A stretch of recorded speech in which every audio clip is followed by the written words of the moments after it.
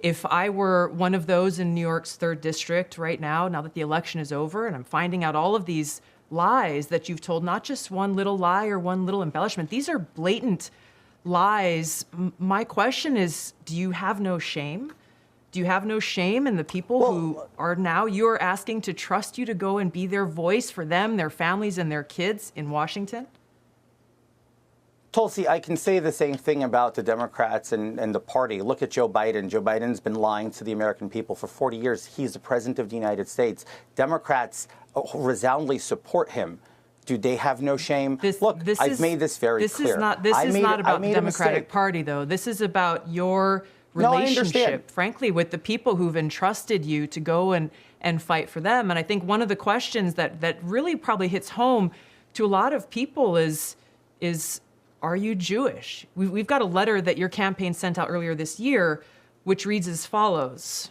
As a proud American Jew, I've been to Israel numerous times for educational, business, and leisurely trips. You said there in that letter that you are, quote, a proud American Jew. How do you explain that?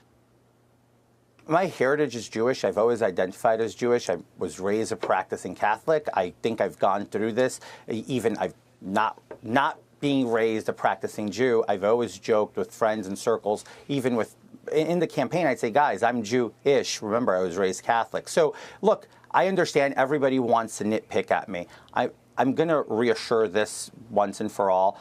I'm not a facade. I'm not a persona. I have an extensive career that I worked really hard to achieve, and I'm going to deliver from my experience because I remain committed in delivering results for the American people. I campaigned on inflation. I campaigned on crime. I campaigned on education. I campaigned on delivering resolve for the American people. That's what the people of the 3rd Congressional District heard me on and on as I campaigned. Now it's going to be incumbent upon me to deliver on those results, and I look forward to servicing and serving my district. I look forward to serving my people in my district to make sure that they see that this is what looking for.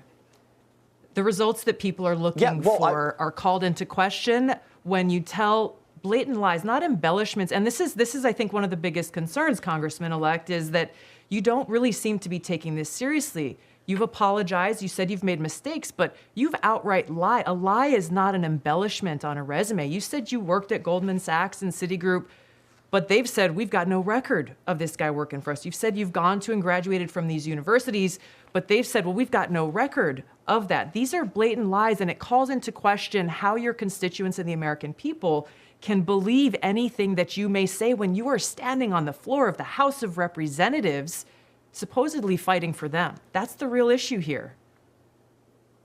Well, look, I agree with what you're saying, and as I stated, and I continue, we can debate my resume and how I worked with firms such as Goldman and Citigroup. Is it debatable or is it just false? No, is it debatable or is it just debatable. False? No, it's not false at all. It's debatable. I can sit down and explain to you what you can do in private equity, in capital intro, via servicing limited partners and general partners. And we can have this discussion that's going to go way above the American people's head. But that's not what I campaigned on. I campaigned on delivering results for the American people by lowering inflation. I can sit down, and if you want to have that discussion, I'd be glad to, Tulsi, to explain that to you and make sure that we settle the score. This is not about settling scores, and I think you just kind of highlighted, I think, my concern, the concern that people at home have. You're saying that this discussion will go way above the heads of the American people, basically insulting their intelligence. So not only are you now backtracking on these lies that you've told, but you're saying that you can't explain it in a way that your constituents would actually be able to understand. I can explain it in a way if you give me the time, I can easily explain it for you. As in, when investors are looking for capital, and I'm sitting there doing due diligence on the appetite and what they're looking for, right? And we work alongside GPs and LPs to help them place this capital. This is what I was doing, and that's when I worked extensively with these firms and many other firms at my time as I was vice president of Linkbridge Investors. So this isn't a made-up narrative, but I feel like nobody really wants to sit down and talk about it. Everybody just wants to push me and call me a liar. Look, I embellished my resume. Santos, I did. Congressman-elect Santos, we've given you a lot of time, I think, the time that is owed is to the people of New York's 3rd. It's hard to imagine how they could possibly trust your explanations when you're not really even willing to admit the depth of your deception to them. Thank you so much for being here and joining us. Thank you, Tulsi. This is Republican Congressman-elect George Santos, who you've probably heard about because this is the guy who's lied about everything. And look, if you can manage to stand out as a liar in an era where Donald Trump is still a major political figure, congratulations, you are a special level of sociopath unto yourself. And just to give a quick rundown, just in case by some miracle you haven't had the opportunity to hear about the laundry list of lies that Santos was caught telling. He said he earned a degree from Baruch College in New York. He didn't graduate from any college. He said he worked for Citigroup and Goldman Sachs, didn't work for either. He said he was Jewish, which he later clarified to mean that he was Jew-ish. This is like the worst episode of Curb Your Enthusiasm ever.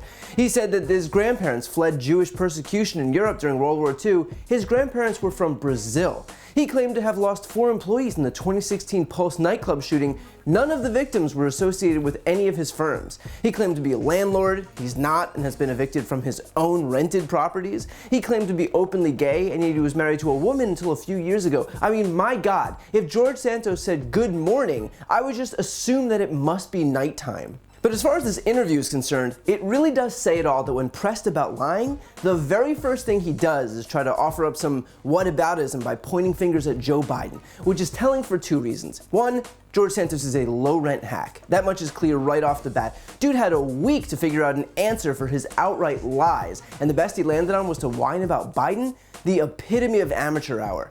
But second, it really puts on full display what the GOP has become. That this guy can lie his fucking face off about literally everything and know that there is so little accountability within the Republican Party that he actually expected some tepid whataboutism to do the trick. Imagine that being the party you created, a party where the standards are so embarrassingly low that George Santos actually thought that excuse could work.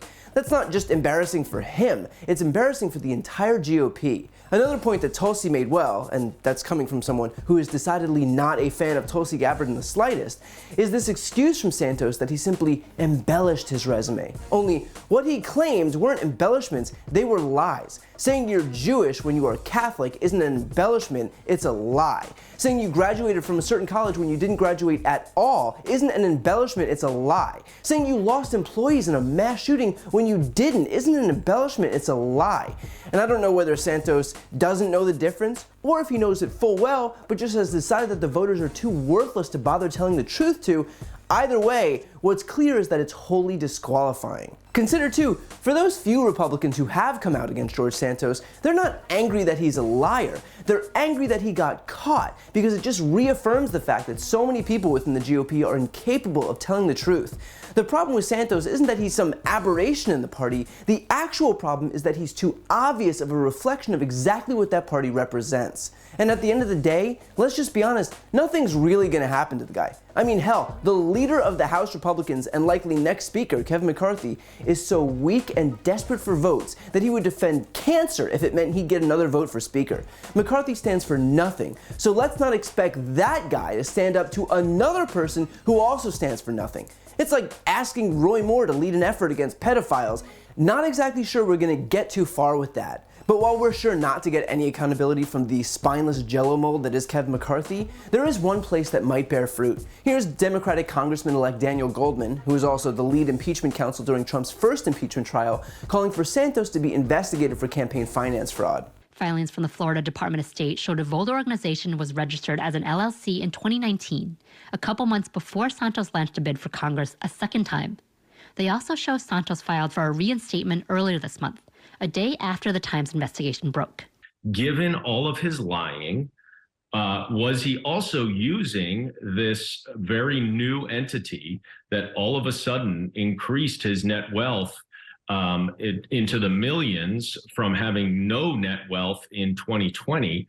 Was this created in order to avoid the campaign finance laws. Apparently, proving yourself a liar with zero capacity for honesty or integrity tends to raise some other red flags. Who could have possibly guessed? So while I have little faith that George Santos will be prevented from getting seated in this upcoming Congress, in a way, having him there serves a useful purpose. He is a walking, talking embodiment of the shameless duplicity of today's Republican Party.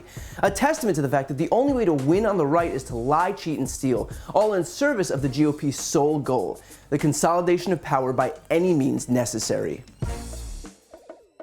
Before you go, if you enjoyed this video and want to see more, please make sure to subscribe to my channel. You can click the thumbnail right here on this screen. And if you want to support my work even further, the best way is to subscribe to my podcast, No Lie with Brian Tyler Cohen. There you can check out my interviews with major players in the world of politics, including President Biden, Vice President Kamala Harris, Pete Buttigieg, Elizabeth Warren, Katie Porter, Jamie Raskin, and so many more. Plus other interviews that live exclusively on the podcast. That link is also right here on this screen, or just search No Lie with Brian Tyler Cohen wherever you listen to podcasts.